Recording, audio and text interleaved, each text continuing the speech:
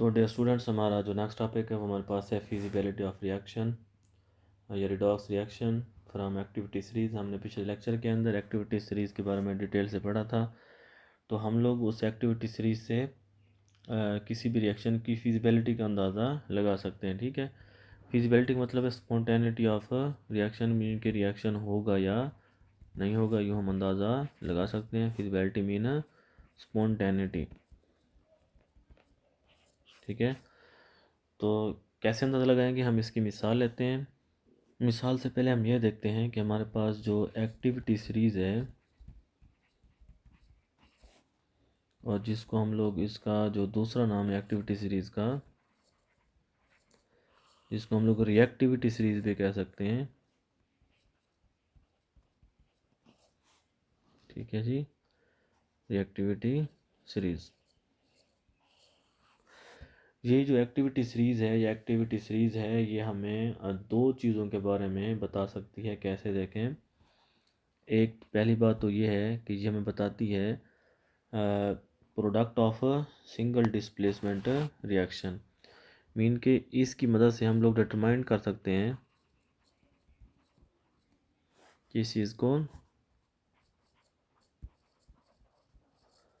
Product को, किसका product, of single displacement reaction.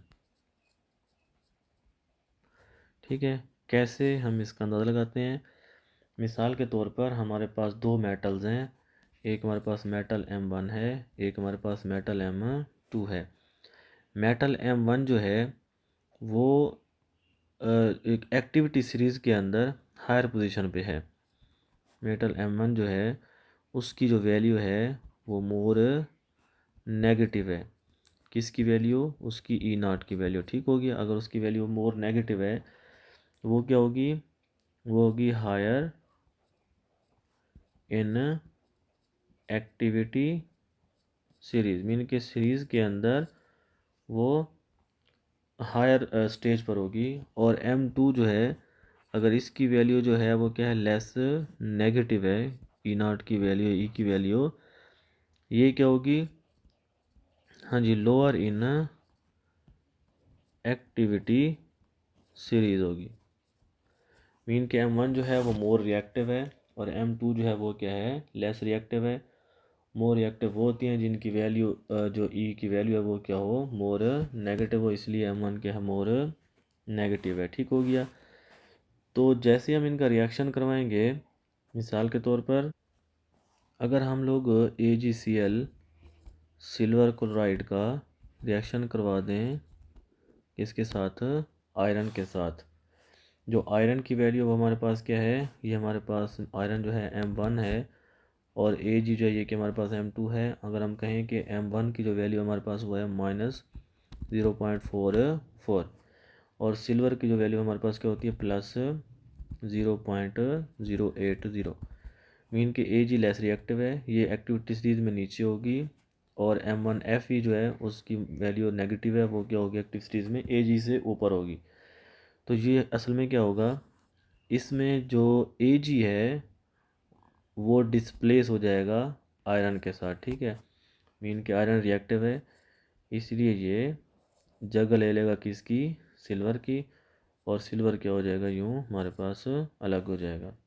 अगर हम इस इक्वेशन को बैलेंस करें, इस साइड पर आयरन एक है और इधर भी एक है, क्लोरीन इधर दो हैं लेकिन इधर एक है, हम यहाँ पे क्या लगाएंगे, दो, और सिल्वर भी दो हो जाएंगे तो यहाँ पर क्या लगाएंगे, दो। इसको बोलते हैं सिंगल डिस्प्लेसमेंट रिएक्शन।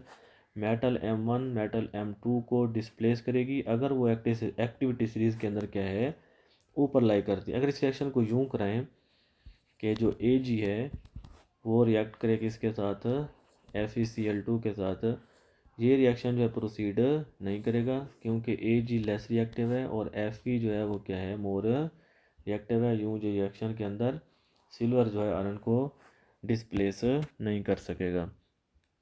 ये इसका पहला यूज़ है एक्टिविटी सीरीज़ का, कि हम लोग सिंगल डिस्प्लेसमेंट रिएक्शन का प्रोडक्ट जो है उसको डिटरमाइंड कर सकते हैं। और दूसरा इसका फ़ायदा क्या है, हम ये चेक कर सकते हैं कि रिएक्शन फिजिबल है या नहीं है। ठीक है, मीन के, हाँ जी, फिजिबिलिटी ऑफ ए रिएक्शन, किसी भी रिएक्शन की फिजिबिलिटी का अंदाज़ा लगा सकते हैं। ये हम पहले ही पढ़ चुके हैं। मीन कि अगर ई ऑफ द सेल जो है उसकी वैल्यू अगर पॉजिटिव आ जाए तो रिएक्शन जो है वो क्या होता है, वो फिजिबल होता है। अगर ई ऑफ द सेल जो है वो क्या आ जाए, नेगेटिव आ जाए, तो रिएक्शन क्या होता है, नॉट फिजिबल। जैसे फॉर एग्जांपल हमारे पास हाफ सेल रिएक्शन है, मीन के Fe+2 ऑक्सीडाइज फॉर्म, ये 2 इलेक्ट्रॉन लेगा और ये किसके अंदर कन्वर्ट हो जाएगा, Fe के अंदर, और Fe इलेक्ट्रॉन छोड़ेगा तो Fe+2 के अंदर। इनकी जो E0 की वैल्यू है वो हमारे पास आती है -0.44 वोल्ट। तो अगर हम सिल्वर की बात करें, Ag+, ये एक इलेक्ट्रॉन लेगा और ये किस में कन्वर्ट हो जाएगा, सिल्वर इलेक्ट्रोड के अंदर, और इसकी जो वैल्यू हमारे पास कितना, E0 की वैल्यू 0.80 किसके अंदर, प्लस के अंदर। तो अगर हम इसका ओवरऑल रिएक्शन देखें तो हमारे पास अगर दोनों को आपस में मिला दें, इस हाफ सेल को और इस हाफ सेल को, तो हमारे पास आएगा Fe+Ag+ जो सोल्यूशन के अंदर मौजूद होंगे। ठीक है जी, पूरे सेल के सोल्यूशन के अंदर, हाफ सेल के अंदर, जो कौन सा हाफ सेल होगा, सिल्वर वाला।